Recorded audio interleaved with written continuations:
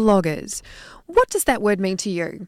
For me, I see someone with an online presence, either a website or an Instagram account or something else, but basically someone with something to say.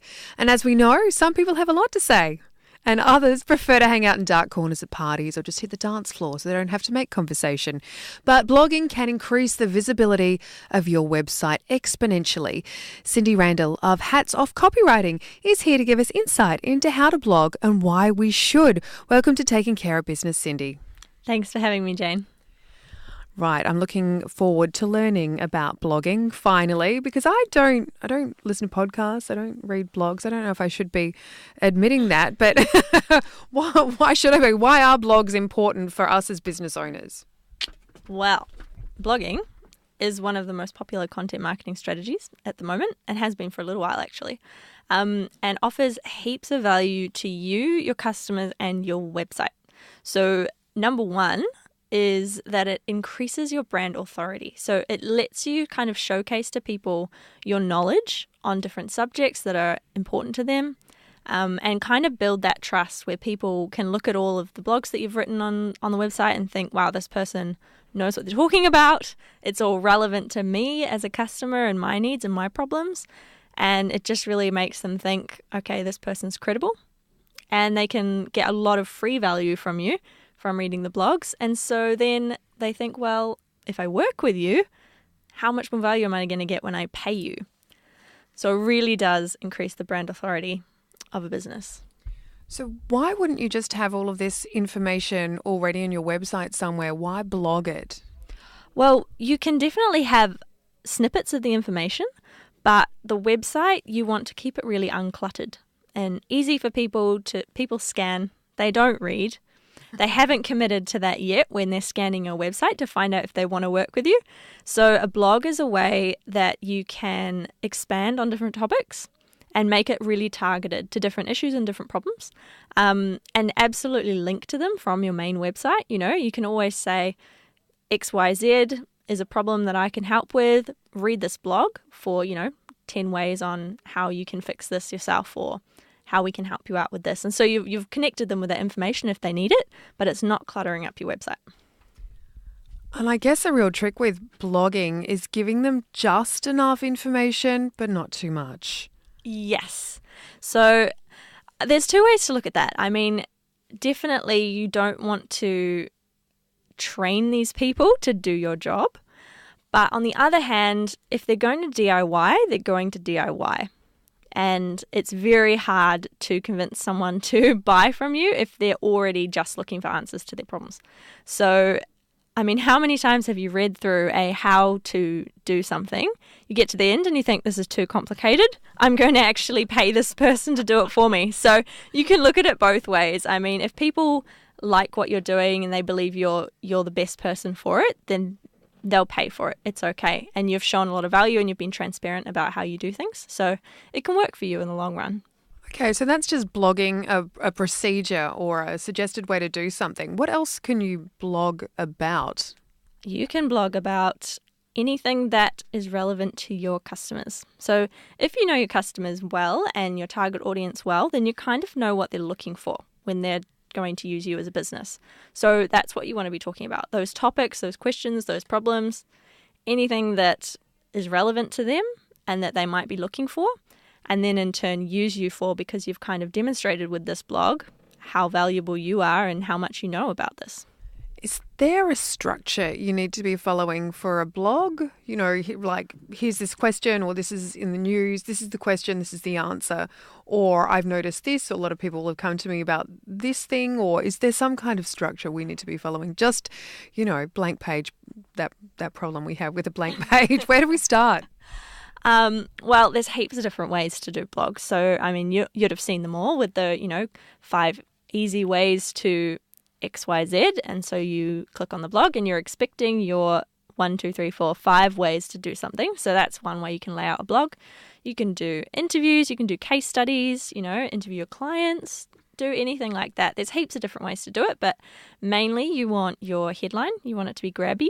You want the first part of the blog to be interesting and kind of, it's that hook to get people to commit to reading the full blog. And then at the end, you want your call to action. So You've given them lots of valuable information. You've earned the right to say, hey, call me if this is too hard for you, or, give them an offer, phone up for a free 30-minute chat, anything like that. But as long as it gets them to take an action at the end instead of go, oh, valuable information, and then leave your website and move on with their lives. Right, excellent. That's great. Great examples of things to do, interviews and case studies, as well as the how-to. That's great. Now we're all like, oh, maybe I could do that. Now, the bit that I always get confused with blogs, because there's a lot of talk about, and it's something else that I don't know much about, I don't know if I should be admitting that stuff, is SEOs, search engine optimization, because blogs are a great way to do that. How does that work? Sorry, can you explain the universe to us, Cindy? How long do I have, Jane? Okay, to be short and simple, is SEO is just the way that Google sort of determines what's relevant for the person who's Googling. So if you are blogging about all things to do with IT, then you've added a lot of content to your website that includes lots of IT-specific keywords, which kind of loads up your website and means that when people are searching for those sorts of things, Google sort of ranks you as very relevant because you've offered a lot of information on that subject.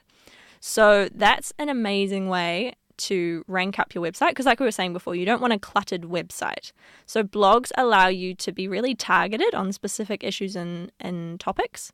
And then it also keeps it away from the main body of your website, but it still adds all those extra pages, those extra keywords that you just can't load up into the main pages of your website. So, and then it's regular. So Google really likes the fact that you're still active on your website, that it's fresh and it must still be relevant. So if you're blogging, weekly, fortnightly, monthly, whatever it is, it's regular updates to your website, which is amazing for Google, because a lot of people just sit and forget their website. They put it up and then sit back and, and wait for the leads to come in. So blogs are a way that you can use content as a strategy to keep your website sort of relevant and live. And I guess if your website is set up correctly, because a lot of us are going, the website, don't touch the website because I'm going to break something. Like, oh my God, don't touch it. But the way blogs are often set up, we're allowed to touch those bits of our website without fear of breaking them. Yes, so you don't even have to go anywhere near the main pages of your website for most, say, platforms such like WordPress. You just go into the posts, you put up your post, you send it live or you schedule it, and you're done. You can log out and you haven't sort of messed with the integrity of your website while still adding a lot of good content to it. Yeah, a lot of us will. Like, don't touch the website. Yeah. As soon as I do something, it's going like, oh, what happened to that picture? It's gone pear-shaped. Oh, no. Now, you've just talked about how often you should be writing, scheduling. How often do you need to write a blog for it to be effective? Really, just keep it regular. So sort of pick what's manageable for you and then stick to it. So it can be weekly, it can be fortnightly. I would recommend doing 2 blogs a month. I would say fortnightly is sort of the good, manageable goal that you can set for yourself as a business owner. That's, a couple of hours out of your week, and you can do it early and you can schedule the posts and then your month is done, but then it's regular. And how long should they be? Is there a hard and fast rule for that, or whatever will do? Or should it be as long as, maybe it takes 5 minutes to read? Or look at these. I'm terrible, aren't I? How long should a blog be before it gets boring? Shouldn't be essay length, should it? No, this isn't your thesis. Don't go that long. But a good sort of idea is 300 words to 500 words. That's sort of the safe way. So it's good for SEO, but it's also digestible enough that people can sort of deal with it.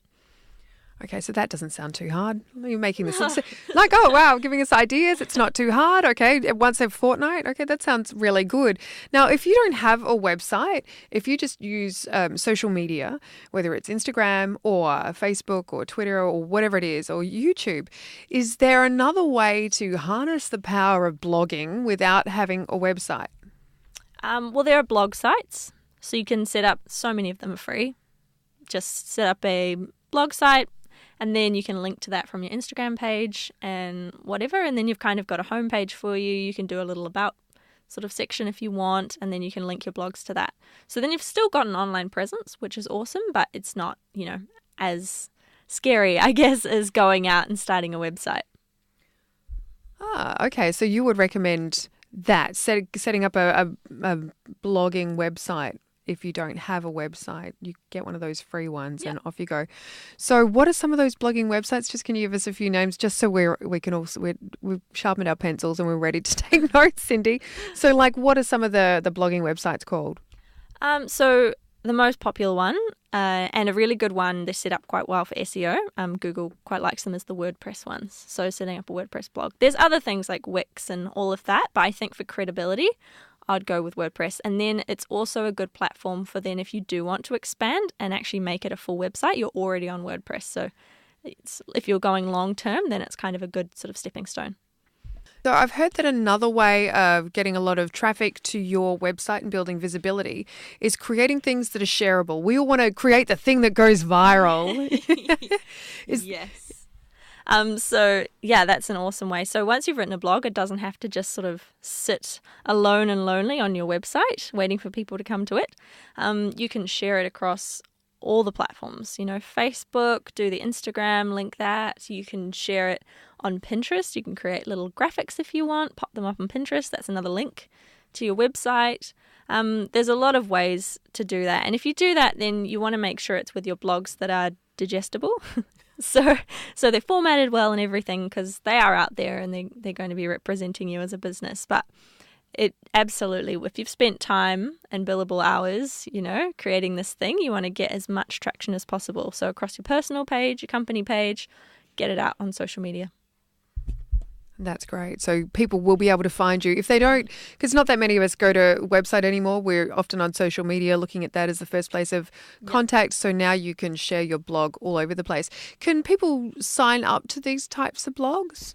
Yeah, you can get people to sign up to them and then they kind of get the automatic notification saying that there's a new blog up. So that would be through, I guess, MailChimp is a good free way to do that as a small business.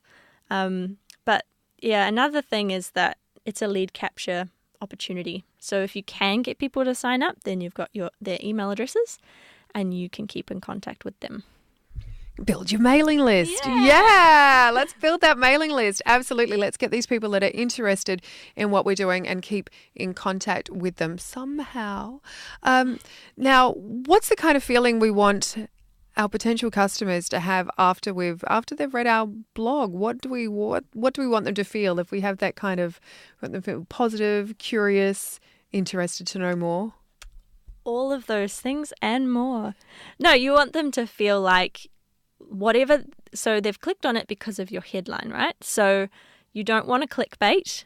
If you've promised something in the headline, you want to deliver that so that they get to the end and they think that's awesome, that's valuable information. They feel appreciative of you for sharing it because they realize that it's free. You've just made it accessible. And statistics have shown that 61% of consumers have made a purchase based on a blog post they read. So obviously, they've liked you, they've liked the way you've talked about your product or your service, and they've kind of committed to it. And then another 60% of consumers feel positive about a company after reading their blog. So it's that same thing again. You've kind of earned their trust by offering some free information and you've shown that you're a person who knows what they're talking about and you do a good service for them. It's like you're buying them a drink at the pub, isn't it?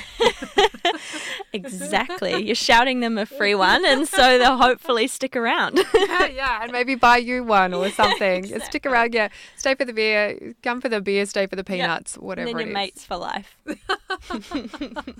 Bonded by blogs and beer. I like it.